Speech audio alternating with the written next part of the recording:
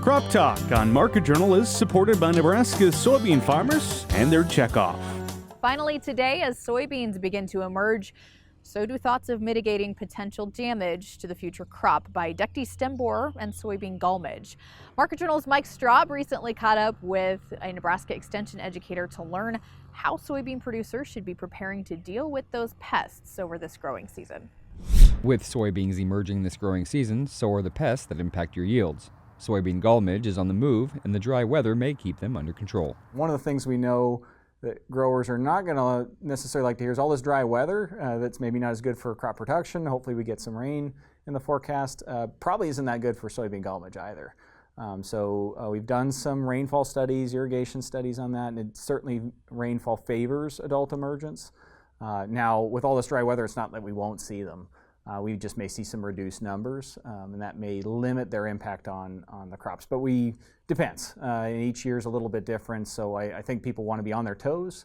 Those that have been kind of following us through the winter kind of know the latest management tactics. It's bleak, it's tough, in terms of what can be done, but there are some things out there that we're learning that are useful to them.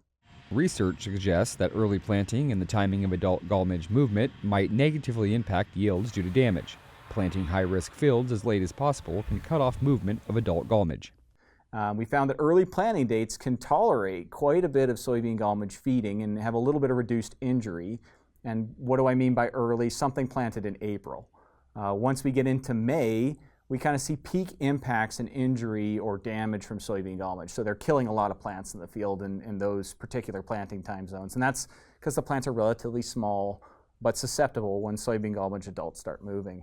That early planting, the reason I said it's kind of got two sides to it, also supports a lot of soybean gall midge larvae because it's at a susceptible stage as soon as they start emerging. So I tell farmers you'll probably get equivalent yields if the plants are well developed enough when they start getting infested.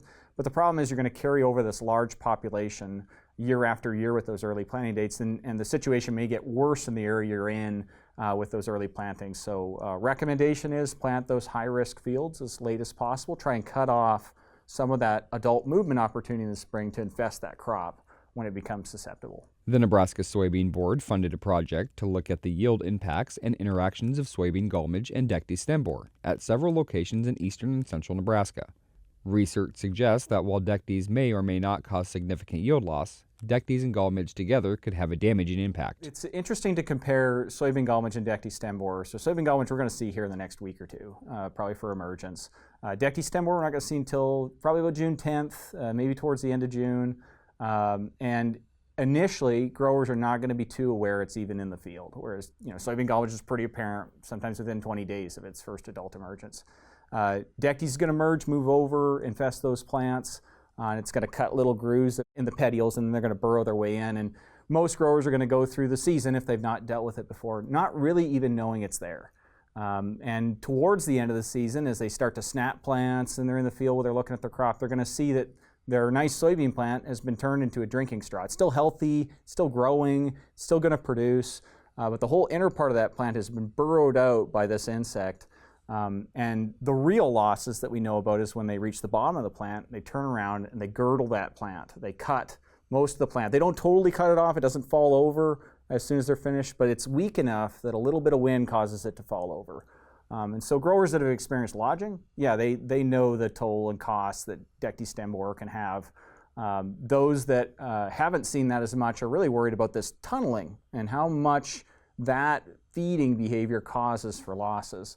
Dectes stem borer is challenging, and the reason I bring up this study is it bounces around. Sometimes there's a yield loss, and other times there's no measurable loss occurring in those fields, even though we have all that feeding occurring.